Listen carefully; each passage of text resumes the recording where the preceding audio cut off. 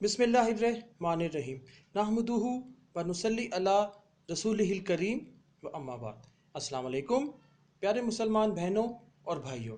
मुहर्रमुल हराम हमारे Islamic calendar का पहला महीना है, लेकिन न्यू ईयर की खुशी में मैसेजेस करना, दुआ देना या न्यू ईयर पार्टी करना सुन्नत से साबुत नहीं है। अगर कोई दुआ दे या मुबारकबाद दे तो जज़ाकल्लाह खैर या आपको भी कहा जा सकता है, मगर शुरू नहीं करना चाहिए। 10 के हिंसे को अरबी में अशरा कहा जाता है, इसलिए मुहर्रम की 10 तारीख को आशूरा कहा जाता है। इस दिन अल्लाह ने हज़रत मूसा अलैहिस्सलाम और बनी इसराइल को फ़िरऔन और साथियों से निजात दिलाई थी। यहूदी इस्लाम से कबल इस दिन का रोज़ा शुक्राने के तौर पर रखते थे।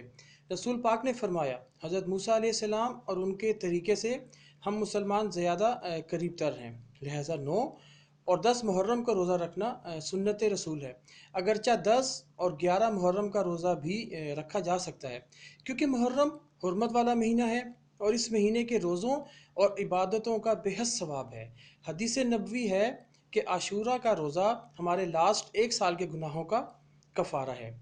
9 या 11 मुहर्रम का रोज़ा रखना मुसलमान उम्मत का यहूदियों से तरीका मुख्तलिफ करना मकसूद है।